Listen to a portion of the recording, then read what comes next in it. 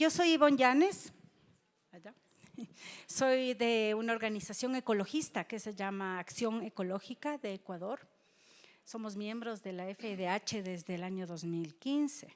Creo que fue la primera organización definida verdaderamente como ecologista que formó parte de la FIDH. Ya son 10 años de esto. Y quería iniciar diciendo esto precisamente porque creo que la FIDH ha dado unos pasos muy importantes en la reflexión sobre la relación que hay entre la ecología, entre los derechos de los pueblos, con la naturaleza. En el año 2023, no, ¿cuándo fue el congreso anterior? 2022. Inclusive en el Congreso se aprobó una resolución reconociendo que la naturaleza tiene derechos. Esto es un paso muy importante y muy simbólico. Y desde hace 2 años, desde el 2023, que hemos estado caminando como FIDH con varias de las ligas de distintos países en una reflexión sobre el tema de las transiciones, de la transición. Y creo que justamente aquí en Bogotá, el que haya una de las plenarias dentro del foro sobre transiciones también es un paso importante en este camino que la Federación ha estado dando desde hace algunos años, que es entender los derechos humanos en total interdependencia con los derechos de la naturaleza, con una relación con las estructuras de poder, con una relación justamente con los problemas que afectan a la humanidad y al planeta entero. Y creo que, de hecho, desde ya les invito a que conozcan la resolución que va a presentarse ya en el Congreso interno en los próximos días, de una resolución sobre transiciones justas. Está en ese anillado enorme que nos dieron con el bolso y la pueden revisar justamente antes del momento en que haya que decidir, presentar esta resolución y decidir si es que la Federación en su conjunto está de acuerdo con ella. También se está preparando una declaración para la COP30 de cambio climático en Belén sobre este tema. Entonces, estamos dando pasos muy importantes y yo creo que este panel, esta discusión que vamos a tener ahora, va justamente a alimentar todo este proceso de reflexión que hay sobre lo que son las transiciones, sobre de qué estamos hablando cuando nos referimos a transiciones, cuál es la relación que tiene con las crisis, las policrisis que estamos viviendo este momento, que son crisis diversas, económicas, sociales, políticas, ambientales, de cambio climático, económicas, por supuesto, y que además se alimentan unas crisis con otras. Entonces, creo que es muy importante que justamente sigamos en esta reflexión, en este debate, y quería agradecerles, ya que han venido masivamente, pero también agradecer a quienes están aquí acompañándonos en este panel. Y quería pasar a presentarles rápidamente. En primer lugar, quería presentar a Eduardo Gudinas. Eduardo, que nos conocemos desde hace 30 años, ¿no? Teníamos más pelo y menos canas, pero hemos trabajado desde hace muchos años justamente en esta idea de entender las alternativas al desarrollo. Yo me acuerdo que Eduardo fue de los primeros y su organización, el CLAES, en hablar sobre extractivismos y también en hablar sobre transiciones y alternativas al desarrollo. Entonces, muchas gracias, Eduardo, por acompañarnos la tarde de hoy. A mi derecha está Roxana Torres, ella es de territorio atacameño, en lo que es en este momento el estado de Chile, y ella es hija del pueblo atacameño, presidenta de la comunidad de Huatín y vicepresidenta del Consejo de Pueblos Atacameños, que agrupa a 18 comunidades Licanantay. Del Salar de Atacama, el lugar sagrado donde su pueblo ha vivido desde tiempos inmemorables. Atacama es una tierra maravillosa. Pocas veces he conocido yo una cosa tan bella, que tiene unos pueblos maravillosos, pero lastimosamente tiene algo que pone en riesgo la supervivencia de los pueblos y de Atacama en sí mismo, y es la presencia de litio. Y litio tiene mucho que ver con el tema de las transiciones en este momento. Y muchas gracias, Roxana, por acompañarnos. También se encuentra Aziz Rali, es presidente de la Asociación Marroquí de Derechos Humanos. Ha trabajado en cuestiones relacionadas con los derechos de los trabajadores en Marruecos y en la región MENA, como coordinador de la Comisión Central de Derechos Económicos, Sociales y Culturales. Además, coordina un grupo de trabajo sobre la transición energética en varios países de la región que supervisa su impacto en muchos países. Merci. También está Kayan Leung, que es abogada de Sudáfrica, que trabaja justamente sobre temas de interés público y dirige actualmente los programas de litigios estratégicos e igualdad de género de Lawyers for Human Rights en Sudáfrica. Ha trabajado en varias organizaciones que se ocupan de temas como la igualdad de género, los refugiados, los derechos laborales, derechos ambientales, derecho internacional y de grupos vulnerables. Thank you, Kayan, for joining us today.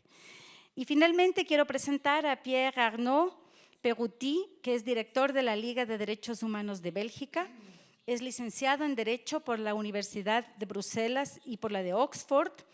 Y luego de trabajar en el Colegio de Abogados, se dedicó a la investigación sobre desobediencia civil y luego trabajar para varias organizaciones no gubernamentales en cuestiones relacionadas con las libertades civiles, la igualdad, la diversidad, etcétera. Tiene una amplia experiencia en lo que son litigios estratégicos. Te vamos a llamar Pedro. Ya, es más fácil. Bueno, vamos a empezar la sesión de hoy, que tenemos 1 hora y media, para justamente tratar sobre el tema de las transiciones. Los distintos ponentes que están aquí van a abordar esta temática desde sus propias experticias, como hemos visto hasta ahora, y vamos a empezar con Eduardo. Y me voy a permitir tutearles, ¿ya? Si es que no les molesta también, porque es más fácil. Eduardo, tú has estudiado profundamente los fundamentos del extractivismo y el discurso que lo legitima. Has argumentado en todas tus publicaciones que este discurso mezcla afirmaciones fácticas y premisas morales, casi como que el extractivismo es algo de lo que no podemos librarnos. Queríamos que tú nos digas cómo entiendes tú el tema del extractivismo con el tema de las transiciones, y si nos puedes contar más sobre las narrativas que promueven y legitiman el extractivismo en función de una transición hegemónica e impuesta. Tienes 5 minutos. Buenas tardes a todos y a todas. Ivonne me pregunta, y los organizadores me preguntan, las relaciones entre discursos y narrativas y los extractivismos. ¿Son inseparables de las prácticas de esos extractivismos, entendidos como apropiaciones de los recursos naturales? Minería, petróleo, agricultura, ganadería, pesquerías intensivas para exportar. Son inseparables. ¿Cómo se reproducen? En 1 minuto. Se reproducen, por un lado, por imaginarios de que eso es progreso, avance, modernización, tecnología de punta. Se reproduce también a partir de narrativas y prácticas de gobiernos y empresas en que son gestionables, manejables, pueden ser mitigadas ambientalmente e incluso pueden ser sostenibles, como el marketing de la minería sostenible. Pero también esta narrativa y este modo de sentir y pensar permean amplios sectores de la sociedad, no solo de minorías. ¿Y por qué permea?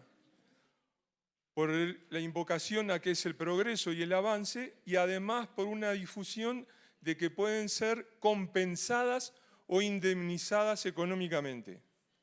Y yo creo que ahí viene uno de los temas para ustedes en la FIT. porque eso implica que un daño social o ambiental, una violación de derechos, puede ser compensable o mitigable económicamente. Entonces, te contamino, pero te pago. Y ahí penetran estos extractivismos. Para abordar esto, siguiendo con la pregunta de Ivonne, hay que separar claramente entre dos procesos que están siempre confundidos en casi todos los análisis, incluidos los nuestros.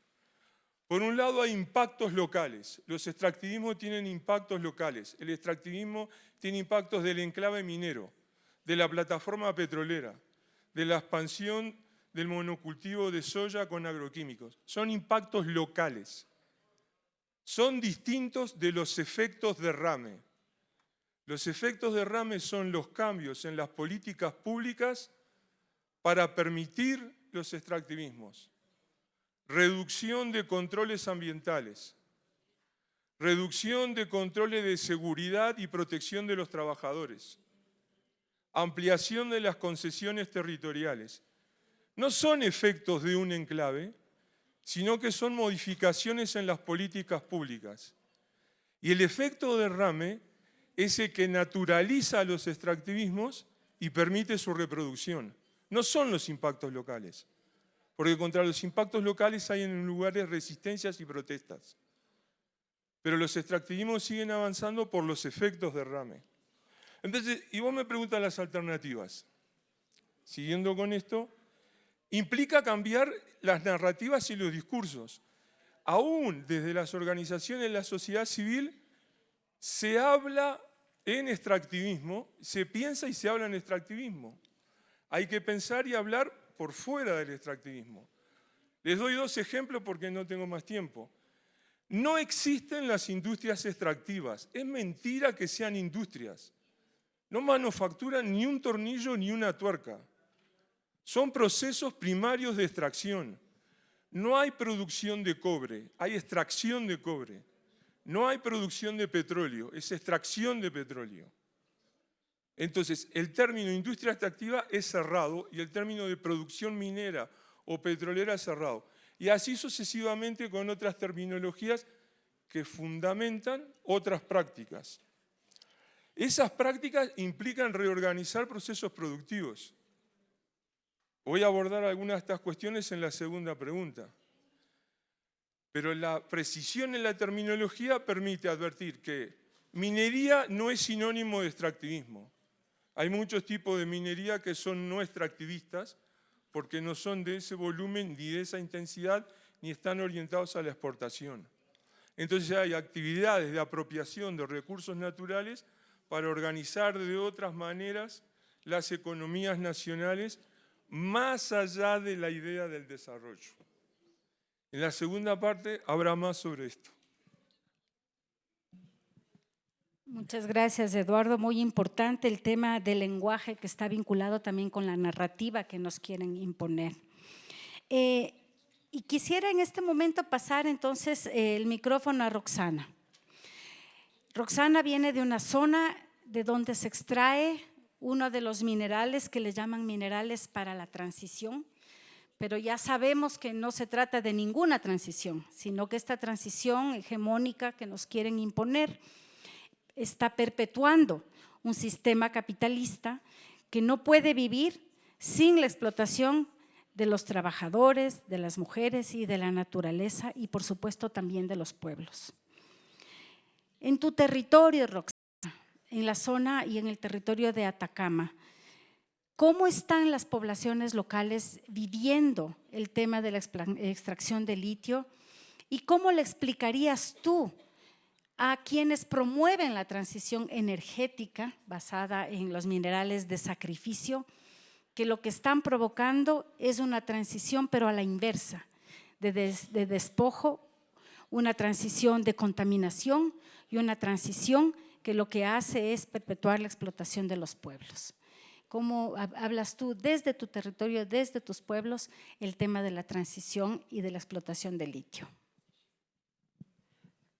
Hola, buenas tardes a todos y a todas. Un gusto de estar acá junto a ustedes para poder hablarles desde la experiencia, desde mi territorio, en relación a la extracción de la que estamos hablando.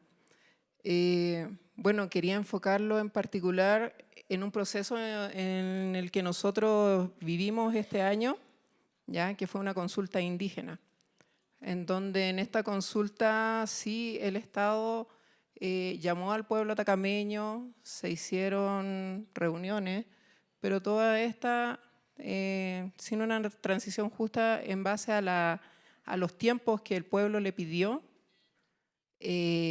a solicitudes de áreas de protección, a radios de protección donde se saca minería del litio, en donde tampoco se respetaron comunidades que están dentro de este radio también, pero aquí es donde también me quiero enfocar en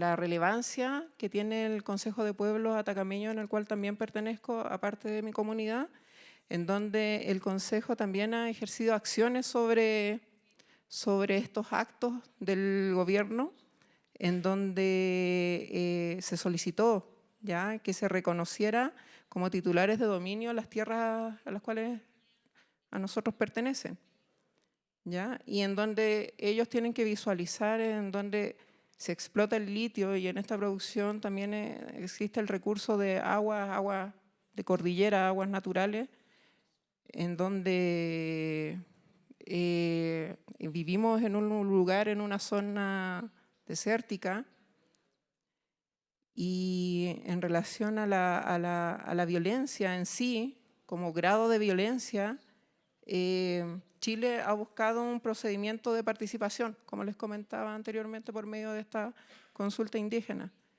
pero que no ha sido respetuosa con el pueblo atacameño, ya que meramente ha sido incidental administrativamente. No, como les comentaba, la defensa de nosotros, más allá de este convenio o de estos contratos, es buscar la protección que también no fuimos escuchados en relación a las sanciones que debería tener la industria o estas empresas al no cumplir con cantidades o no ver el daño que le puede provocar al territorio. Entonces, dentro de eso sí nos sentimos vulnerados porque ellos no disponen de nuestras tierras sin nuestro consentimiento. Entonces, ahí, en base a todo lo que les he relatado, no existe una transición energética justa para el pueblo de Licanantay. ¿Y cuál es el impacto en el territorio? Bueno, el impacto en el territorio es precisamente que están consumiendo todas estas napas. Últimamente también hubo un estudio en donde hubo un desplazamiento de la tierra en sí, porque ellos aseguraban que este consumo de napas subterráneas no iba a ejercer ningún daño a la tierra, pero sí, efectivamente, hace un par de meses se comprobó que existe daño. Más allá de los controles que ellos nos quieren hacer ver a nosotros, el daño está. Y esa es la preocupación que tiene hoy día el pueblo atacameño, de que se nos escuche. Nosotros también disponemos de unidades como Consejo Pueblo, también tenemos una unidad de medio ambiente en la cual nosotros estamos a la par con ellos en relación a estudios. Pero el daño sí es visible y sí está, aunque ellos dicen lo contrario. Muchas gracias, Rosana. Recordemos que la zona del desierto de Atacama es probablemente la zona más desértica y seca del mundo. Entonces, este consumo de agua por parte de la empresa que hace extracción de litio es doblemente grave por en dónde se encuentra, ¿no? Porque es por la escasez de agua. Quería pasarle este momento el micrófono a Asís, que ha estado apoyando a los trabajadores que se encuentran en la mina de cobalto de Bouazer, también utilizada para la producción de vehículos eléctricos y que fue presentado a la Unión Europea como un principio de su estrategia de descarbonización. Así tienes la palabra. Merci et très heureux d'être dans ce panel. Enfin, à la FIDH, on est en train de parler des droits économiques et socioculturels après une lutte de plusieurs temps. Je commence mon intervention par deux choses, par un titre et une citation. Le titre, c'est qu'on est maintenant en train de voir une transition énergétique qui est symbole d'une injustice sociale. Et la citation, c'est la citation d'un ouvrier de la mine de Bouazer qui me disait « Nous extrayons l'or bleu du futur, mais nous vivons comme des fantômes du passé. » La mine de Bouazer, c'est une mine qui a été commencé l'exploitation depuis 1930. C'est une mine unique à l'échelle mondiale parce que c'est la seule mine là où il y a l'arsennerie du cobalt, c'est-à-dire il y a le cobalt et l'arsenic, avec un taux de pureté du cobalt qui est très élevé, se trouve à 120 km de la ville de Ouarzazate. Et là où il y a un paradoxe, il y a un métal très précieux qui est le cobalt, avec les deux acteurs principaux, c'est-à-dire Renault et BMW, avec toutes ces citations sur les batteries, l'utilisation de l'énergie renouvelable, avec l'augmentation des prix du cobalt qui a été multiplié par 350 fois le prix depuis le début d'exploitation à l'heure actuelle. Mais sur l'autre face, on est dans une zone, j'essaie de donner quelques données concernant la population. Dans la zone de Bouazer, là où il y a ce qu'on appelle l'or bleu, on a tout simplement, sur le côté de santé, on a un lit pour 12 320 habitants.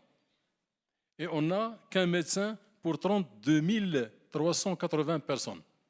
Et on n'a qu'un infirmier pour 23 000 citoyens. Et sur l'éducation, la moyenne des élèves dans une classe primaire, elle est de entre 44 et 48 élèves. Donc, on est en train de parler de ce qu'on appelle l'or bleu, mais il n'y a pas d'impact sur la population tout entière.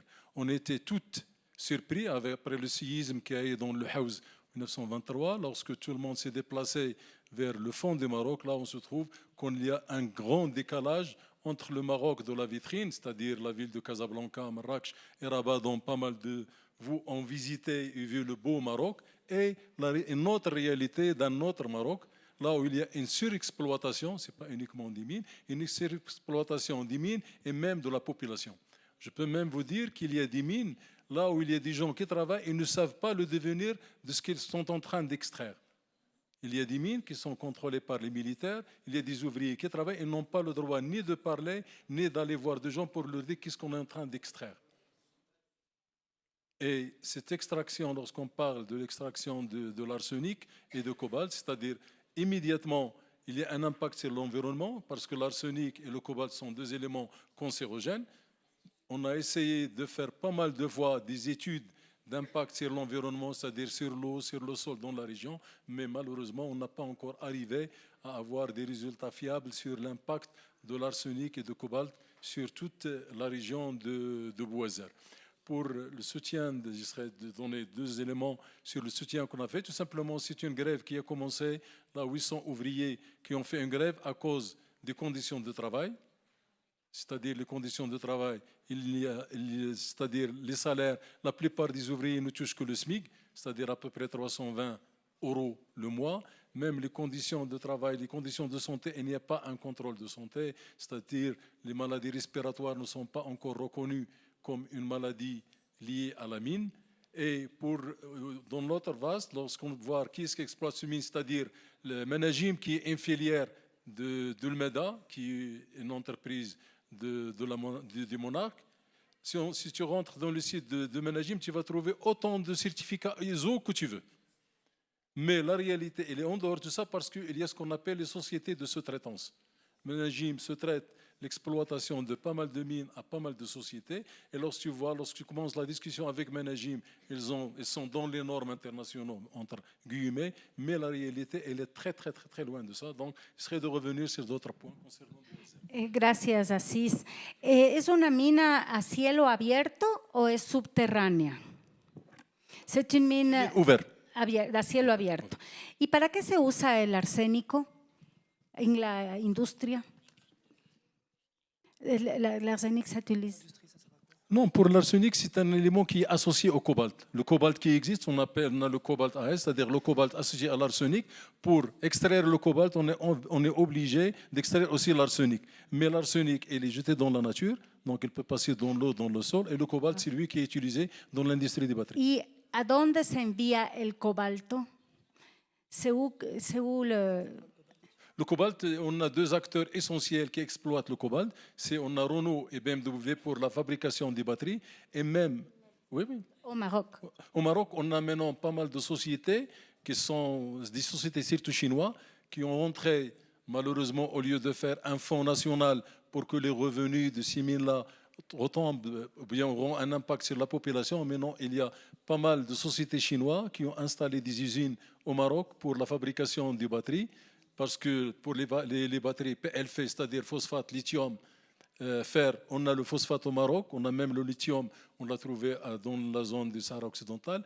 De même, pour les batteries NMC, on a le nickel, on a le manganèse, on a le cobalt. Donc on a tous les ingrédients pour la fabrication de batteries. Il y a pas mal maintenant des experts qui parlent que le Maroc serait un élément essentiel pour la production de batteries, mais malheureusement, il n'y aura pas de retombées sur l'économie nationale ou bien sur la population, parce qu'on a Elmeda, qui est une société de la famille royale, c'est elle qui est entrée, c'est elle qui exploite tous ces mines-là, et il y avait une estimation que le revenu de l'industrie des batteries au Maroc, d'ici 2035, ce sera dans les alentours de 38 milliards de dollars par an. Et au-delà de 2035, c'est-à-dire lorsque l'Union européenne va exécuter qu'il n'y aura que les voitures ne vont circuler qu'avec les batteries électriques, on va arriver à 45 à 50 milliards de dollars par an. Merci.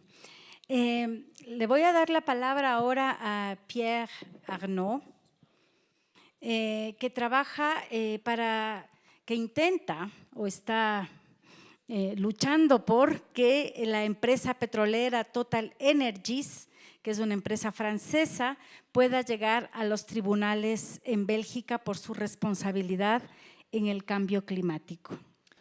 To give the testimony of an old human rights organization, our organization, Human Rights League, was set up in 1901, so a long time ago, 3 years after the French one. Of course, we dealt at the time with civil liberties and progressively in the year 70s with social, economic, and cultural rights as well. And 5 years ago, we decided to invest the questions of environment, and we set up a working group with the idea to bring human rights expertise and strategic litigation expertise to climate issue. And so we decided to target Total Energy because, as you said, it's a giant, it's a carbon major, a French carbon major. It's making a profit of over $20 billion per year, net profit, so it's really, really huge. And it has a staff of over 100,000 people over the world, so it's really massive.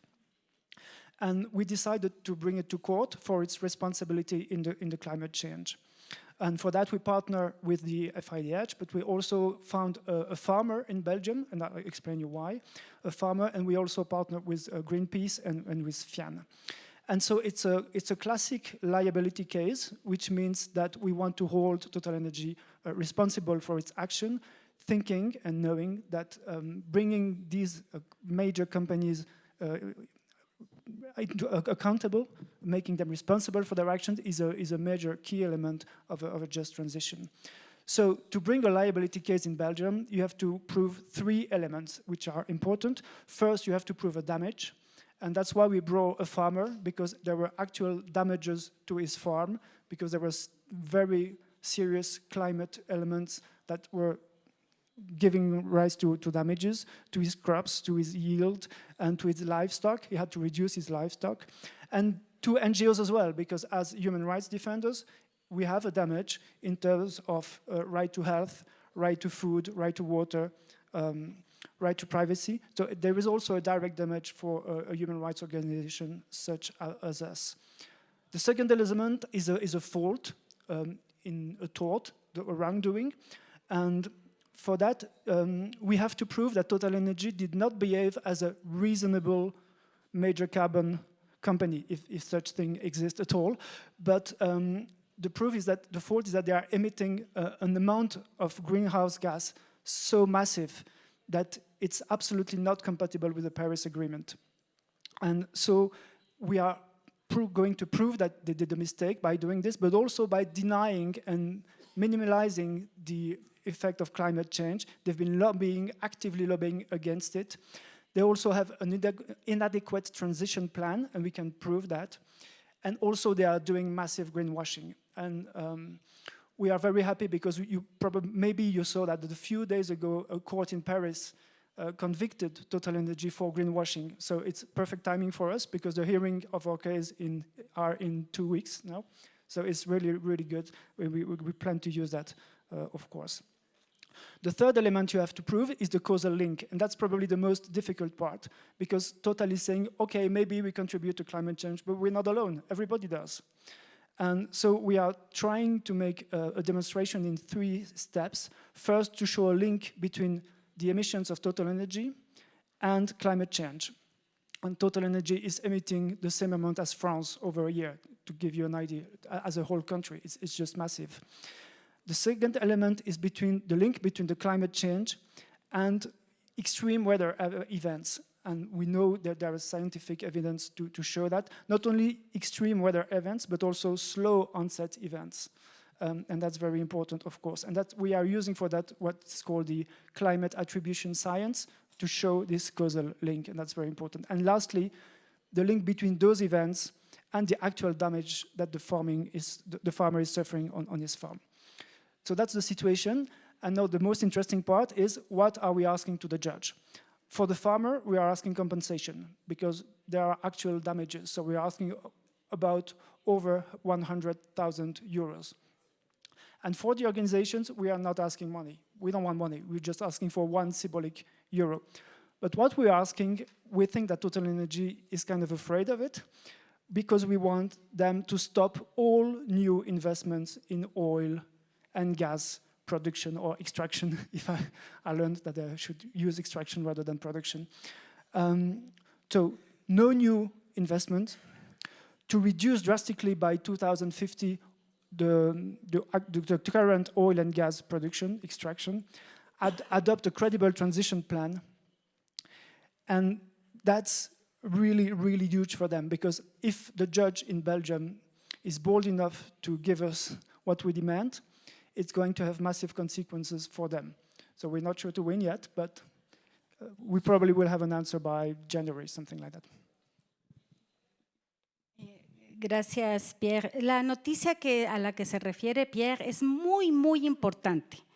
Esta de que esta corte en Francia, gracias a una acción de Amigos de la Tierra Francia y otras organizaciones, le obliga a TotalEnergies a retirar de su página web y de toda su propaganda el que diga que va a ser carbono neutral. Porque sabemos muy bien que como parte de la transición hegemónica e impuesta, nos dicen que se va a llevar a cabo cuando todas las empresas del mundo y todos los países del mundo se declaren carbono neutrales, es decir, un proceso de descarbonización. Pero sabemos que la verdadera descarbonización y la verdadera transición energética empezando a dejar los combustibles fósiles en el subsuelo, como fue la decisión que tomó el Ecuador en agosto del 2023, de empezar a dejar el petróleo en el subsuelo en el Parque Nacional Yasuni. Hasta ahora el presidente no cumple. Le vamos a obligar. Sí. Yes, that's very important, because these major companies are completely stuck into 2 options. They have to present them. They want to present themselves to the public, to us, to the general public, as major actors of the transition. They are so green. They are investing so much money in the transition, in renewable energy, and of course we know they spend a little amount of their massive profit, but it's very little. But on the other hand, they are sitting on so much money, and they want to tell their shareholders that they're going to make so much profit over the next years. And you cannot reconcile these two, very simply. It's impossible. It's one or the other, but you cannot say those two things at the same time. Kayan, quisiera, bueno, tú vienes de Sudáfrica, eres una abogada que trabajas en litigio estratégico. Quisiera pedirte que nos cuentes cómo desde el litigio estratégico se está enfrentando el tema de la transición o las transiciones que nos quieren imponer en Sudáfrica, pero también en el resto de África mismo y del mundo.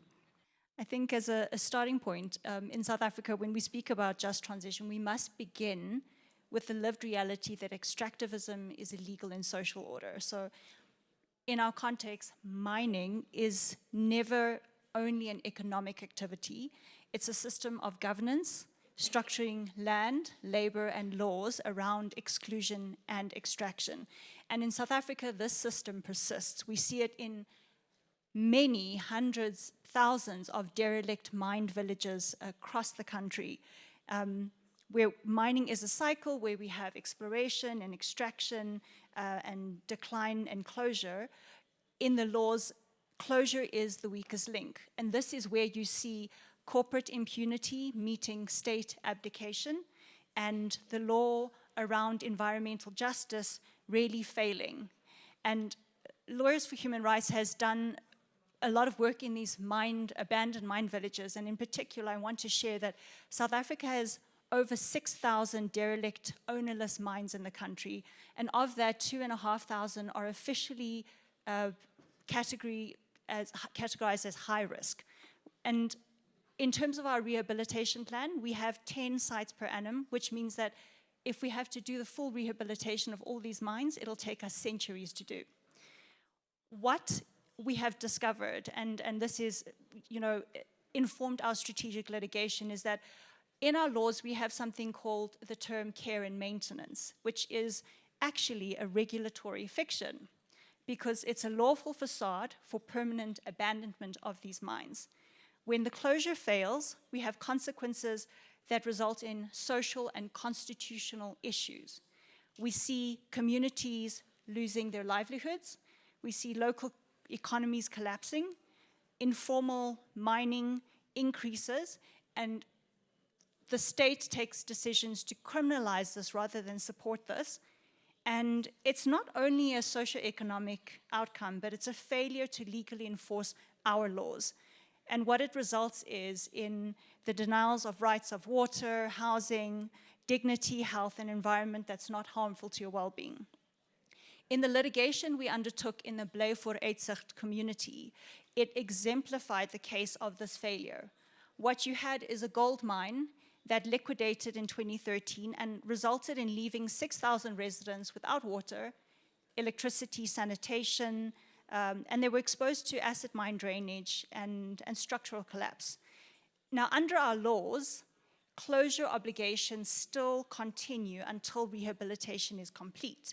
Yet in this case of Bly voor, once they entered into liquidation, its legal personality extinguished, and so there was no legal entity left to hold accountable. And it was really important because rehabilitation funds were either inadequate, eroded, or they were simply inaccessible. And so our laws are almost an architecture to effectively permit corporate exit without any environmental restitution. And it's not only administrative oversight, it is a structural weakness within us.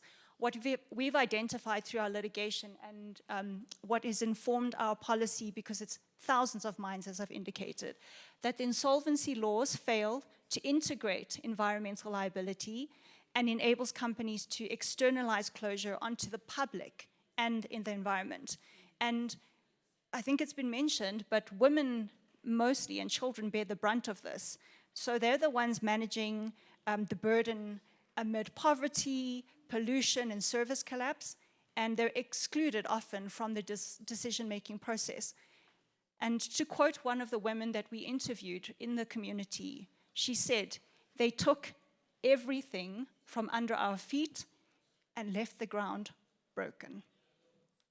Another recent example I think is really important, where we had to intervene using strategic litigation and hold the state and the private company accountable, is the Stilfontein in November, December 2024.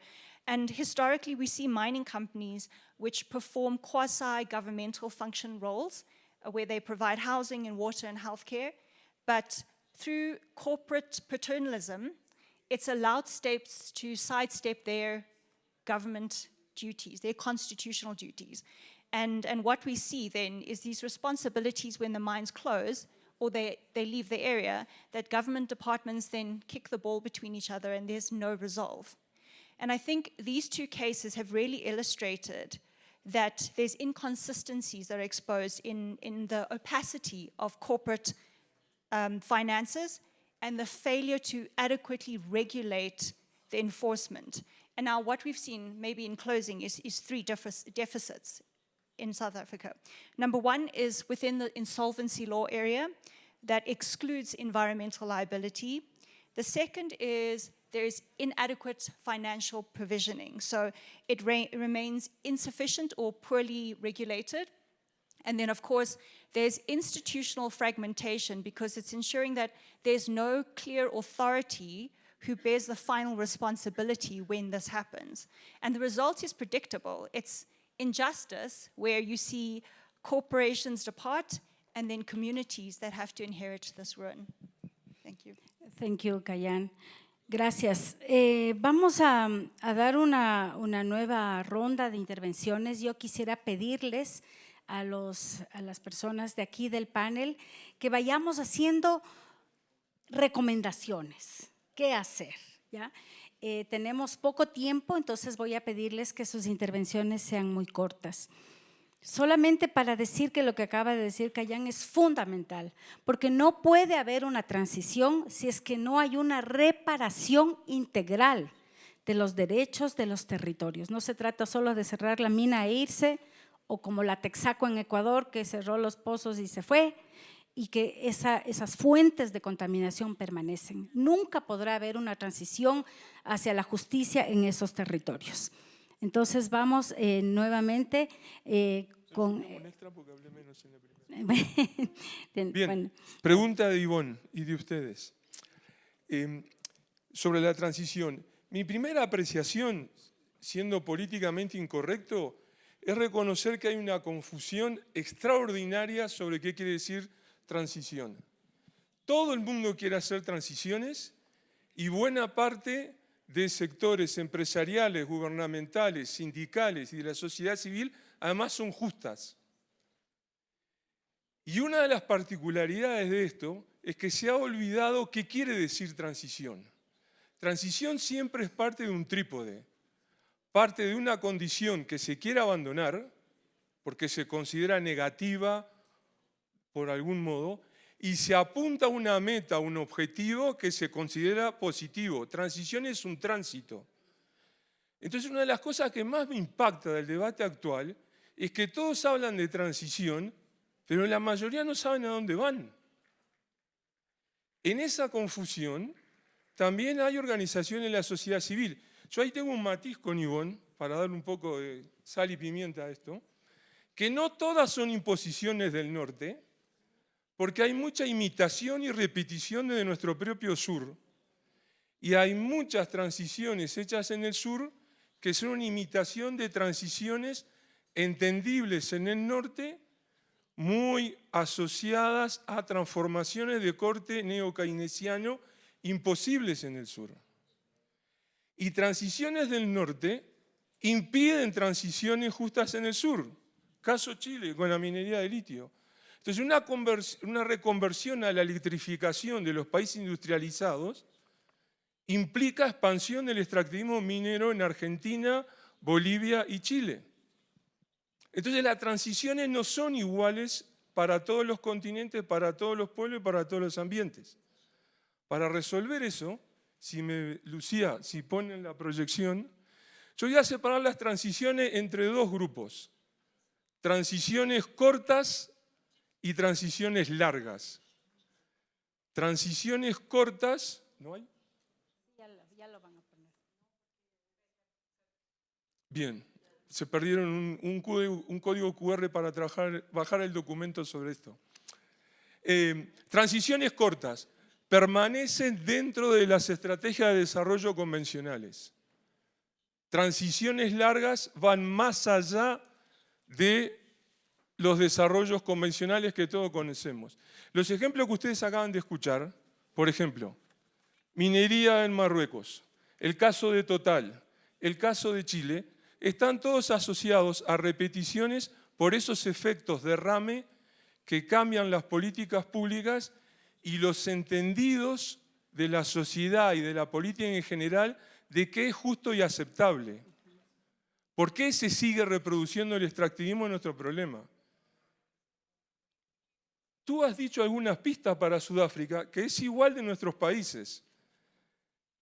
Muy débil oversight del Estado, incumplimiento de la normativa y de la institucionalidad, y así sucesivamente. ¿Por qué ocurre eso? Y se monta sobre un discurso de transiciones a pesar de todos estos problemas. Porque son transiciones cortas, son transiciones que vuelven a reproducir las mismas estrategias de desarrollo. En vez de tener autos a gasolina, tendremos autos eléctricos. La transición larga, en cambio, impone ir más allá del desarrollo. En la pregunta original de este panel estaba referido al biocentrismo y los derechos de la naturaleza. ¿Cómo separo yo una transición corta de una transición larga? Las transiciones largas tienen otra teoría del valor y por eso invocan otro tipo de justicia, que es una justicia, por supuesto, social, pero también una justicia ecológica, donde la vida tiene valores en sí mismo que no dependen de los usos de mercado, de los usos instrumentales de los humanos. Entonces hay umbrales, barreras para cruzar en esa transición. Tenemos ese conocimiento. El caso de Ecuador es un ejemplo de ese intento. Está repleto de esos conocimientos. Yo creo que la tarea es organizarlos y pensar países que funcionan hacia esas transiciones largas. Muchas gracias. Gracias, Eduardo. Vamos a terminar así. ¿Les parece bien? Te doy la palabra nuevamente, Kayan, para que nos hagas recomendaciones, ¿no? Avanzar tu intervención hacia recomendaciones de cómo podemos enfrentar estas transiciones, como dice Eduardo, impuestas, hegemónicas, tal vez no, copiadas o reproducidas, pero que están causando daños en los derechos humanos, en los derechos de la naturaleza. Entonces, desde tu trabajo, desde tu país, ¿qué nos recomendarías? Thank you so much. And before I move on to the recommendations, I quickly want to just touch on a few points that I forgot to add. Maybe just to say, through strategic litigation, we acknowledge that law is a site of contestation and reconstruction. So the courtroom alone is not going to deliver you distributive justice, but it is a tool and can compel transparency and comply states to obliged by their obligations. So what we've done through these cases, we've used strategic litigation to link environmental degradation directly to constitutional rights. So we're reframing mine closure as a question of a human rights enforcement and aligned with the role of social movements, because we work closely on the ground. That is integral. We cannot do this alone. And so the framing has to shift. But maybe to move on to what recommendations I have for, a just transition, I think there are 6 points I want to make very briefly. The first is the recommendations have to be interlocking reforms. The first being it should be a human rights-centered closure regulations. So when we look at rehabilitation in my example, the obligations must be enforceable against parent-successor companies, including through transnational liability regimes. Secondly, financing provisional reform, where there should be closure funds that should be independently managed and ring-fenced to ensure that it is immune from this process of liquidation of mines.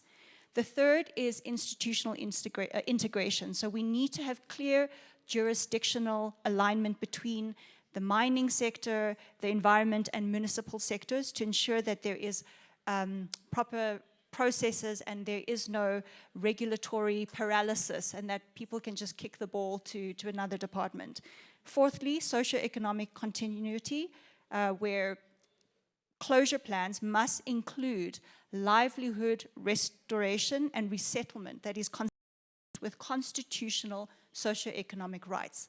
Fifth, I think we must have a look at inclusion of the informal miners, and that may manifest in different contexts, but to recognize and regulate this sector instead of just criminalizing them, because that's not going to make the problem go away. And finally, I think we must integrate a gender and an intersectional feminist mainstreaming lens in our policies and embed substantive equality, which includes the care economy and redevelopment planning. Thank you. Muchas gracias, Kayan, muy importante tus contribuciones. Y ahora le voy a dar ¿tú tienes el micrófono? ¿Sí? A Roxana. ¿Qué nos recomendarías con respecto a hablando desde los pueblos de Atacama? Bueno, justamente vengo de otro foro que se hizo en Santiago, en donde precisamente hablando también de la transición energética, que obviamente para los pueblos, para el pueblo atacameño no es justa, se habló de una transición basada bajo una coexistencia de la inteligencia artificial, la inteligencia humana, pero que hoy día no considera la inteligencia ancestral o la inteligencia del territorio. Entonces, bueno, ojalá todo esto fuese basado bajo los conocimientos ancestrales de los pueblos, no solamente del mío, sino que también de otras comunidades del mundo, en donde se considere la voz, se considere el traspaso de experiencia de la tierra, del ecosistema que se ha vivido generación tras generación, y que esta inteligencia pueda ser una tercera más considerada dentro de toda esta coexistencia y todo este tránsito, esta transición energética, que también se han considerado los pueblos y sus conocimientos. Es muy importante hacerlos ver y hacerlos participar. Yes, for us, human rights and especially social, economic and cultural rights remain very relevant to go for a just transition. And I'd like to illustrate that with another action that we actually won this year in court. In Brussels, the government decided to implement a low emission zone, as in many other cities in Europe, meaning that the most polluting cars would not be able to drive in the city center. Of course, there were many criticisms from the right, because the right doesn't like regulation of this kind, for sure, but also from the left, more interestingly, because in very poor area of the city, they were saying that there would be a disproportionate burden on poor families who would not be able to buy a new car. But precisely, of course, the very first person who are the most impacted by the pollution in the city precisely live in this area. Very poor, very dense, so they are facing more pollution, they are facing more noise, facing more warming in the cities, so meaning death and health problems. So there is a clear aspect of discriminations.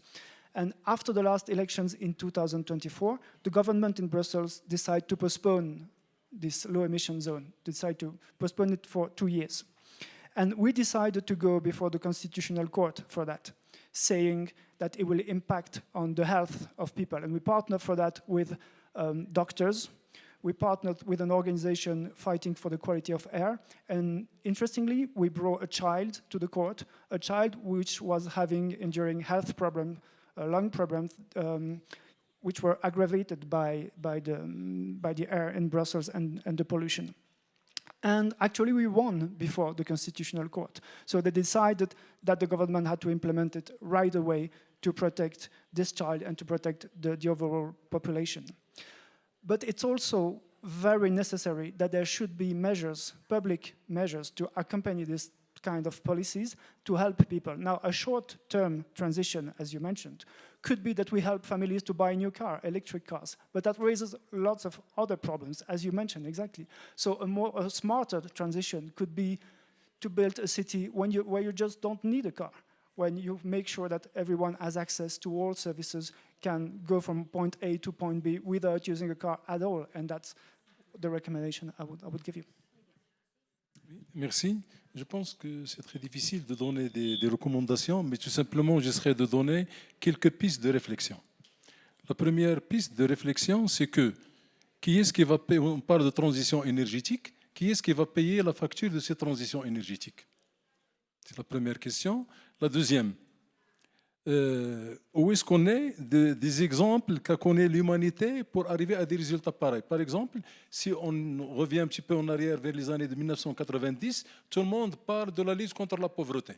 D'ici 2000, on va réaliser beaucoup de choses. On a même créé une science qu'on peut appeler la pauvretologie, avec tous ses sens. Mais où est-ce qu'on est dans tout ce processus alors qu'on est maintenant en train de parler d'une transition énergétique? Est-ce que ça ne va pas prendre uniquement une trentaine d'années et après on sera au même point de départ? Le troisième point, cette transition énergétique, est-ce qu'elle est capable de mettre l'être humain au cœur de cette transition? Le dernier point, c'est que est-ce que le modèle de développement avec cette transition énergétique est, on peut le dire qu'il est acceptable avec une hégémonie capitaliste? Donc, ce sont 4 réflexions auxquelles on doit répondre avant d'aller vers les recommandations, parce que les recommandations, elles sont microscopiques, meso et macroscopiques. Merci. Muchas gracias, Asís. En los últimos minutos vamos a tomar tal vez unas 3 intervenciones cortas, por favor, de 1 minuto para poder cerrar. A ver. Okay, yeah, I was hearing myself from there. Okay, I'm saying I'm from Tanzania, from Legal and Human Rights Center. My name is Anna. I have a question to the lawyer. You said you didn't ask for any money except for €1 as symbolic. What happened to that farmer who lost his properties? And B to that is the 1,000 or 1 million people who are employees of Total Energy. What will happen to them if they just close the business? And last question to Kayan. This year is, for we Africans, is the year of reparations. So I think it's related to just transition. What are you doing with other colleagues in Africa? Thank you. Merci. Je parle en français. Merci pour vos interventions. Vous avez parlé essentiellement des extractions minières par rapport à une transition environnementale juste. Je voudrais savoir ce que vous pensez aussi de la construction des méga-barrages, parce que notre ONG, International Campaign for Tibet, a publié un rapport il y a environ 1 an où on a étudié 200 barrages en Chine. Et on a montré les impacts sur la population, les impacts environnementaux, parce que les barrages sont présentés comme une énergie durable, mais on sait que ce n'est pas le cas, et aussi les impacts sur la culture. Donc je voudrais savoir, il y a aussi des méga-barrages qui sont implantés au Brésil, au Paraguay, au Canada, en Russie, etc. Est-ce que vous considérez que votre réflexion sur l'extraction minière pourrait aussi être extrapolée sur les méga-barrages de manière générale et peut-être avoir votre opinion sur cette question. Merci. Gracias.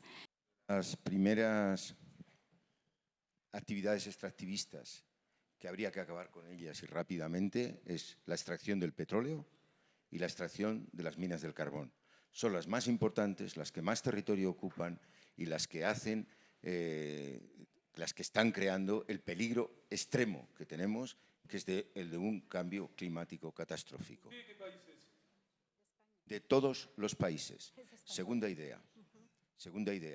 Cuando los sindicalistas, yo era sindicalista en ese momento, exigimos a las Naciones Unidas que la transición fuera justa, lo hicimos sabiendo que no necesariamente las transiciones iban a ser justas, como lo hemos visto y como hemos observado en las propuestas de la mesa.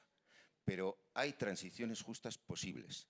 En mi país hemos cerrado las minas del carbón, hemos cerrado todas las centrales térmicas, hemos cerrado ya 2 centrales nucleares y lo hemos hecho en un proceso de transición justa. Mi país es España. Con la participación de los trabajadores, porque la hemos exigido, con la participación de las comunidades, porque la hemos exigido, organizando 14 convenios de transición justa en cada uno de los territorios que se veían afectados, en los que han participado más de 500 organizaciones sociales, en las que se han propuesto más de 1.500 propuestas económicas de un desarrollo diferente para resolver los problemas de los puestos de trabajo. No se ha perdido un solo puesto de trabajo y se han creado muchos. Y por último, tenemos una transición pendiente de la que no hablamos y que es urgente. La transición de la adaptación al cambio climático. El cambio climático ya está aquí.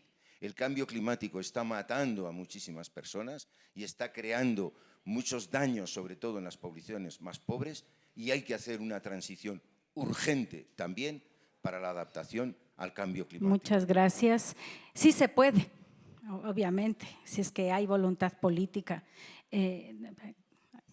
Buenas tardes, Euren Cuevas de República Dominicana, del Instituto de Abogados para la Protección del Medio Ambiente. 2 preguntas rápidas. Una para Rosagna, en el desierto de Atacama, dijo que la extracción produjo daño, pero no dijo qué tipo de daño y que si ese daño llegó hasta las personas, si hubo alguna persona que fue impactada o una comunidad por ese daño. Y con relación a Pedro, en español, o Peter. Pedro. Sí, Pedro. Sí, con relación al daño que sufrió el agricultor, no explicaste qué tipo de daño también. Y quiero motivar rápidamente, los litigios son sumamente importantes para poner de rodillas a estas abusadoras industrias extractivas que ahora me entero que no son industrias. Muchísimas gracias. ¿Quién quiere comenzar? Tienen 1 minuto. Ya. Respondo 2 preguntas. Mega represas y actividades como monocultivo de exportación, ganadería de exportación, incluso pesquería para harina de pescado, son todos extractivismos. Generación de energía eléctrica con esos impactos, sea por represas hidroeléctricas o como en el sur de Chile, campos de paneles solares, cuya energía va a los extractivismos, son parte de lo que se llaman las cuencas o áreas de soporte e infraestructura de los extractivismos. Son inseparables. Sobre lo que usted dice de España, depende. Si usted está acá en el sur, las principales fuentes de emisiones de gases invernadero vienen del sector deforestación, agricultura y cambios en el uso del suelo. Entonces, la política alternativa para atacar el cambio climático, y que no se discute, es, por ejemplo, reforma agraria. Si usted está acá en el sur, en varios países, el principal problema de minería no es el carbón, es ahora la minería de oro aluvial que va a China, Medio Oriente y la India. Entonces, depende, no es lo mismo la observación, el diagnóstico de qué es cambio climático mirado en el norte, que orienta transiciones muy obsesionadas con lo eléctrico, que abordar el cambio climático en el sur, que tiene grandes relevancias el uso de la tierra, que no se discuten. ¿Ustedes conocen transiciones justas sobre reforma agraria? No hay. Desapareció del tema. Pero discutimos transiciones justas en electricidad. Eso es parte de la confusión que les decía antes. Gracias, sí. Redistribuir la tierra, ¿no? Thank you for the question, Dr. Henger. So I'm going to maybe answer in 3 parts because I think there's various remedies that we can pursue. but with a disclaimer that it's not the only remedies, but it's the ones that come to mind. I think the first is, like our UN Guiding Principles of Business and Human Rights and our African Charts on Human and People's Rights, it does impose duties on prevention and reparations for environmental harm.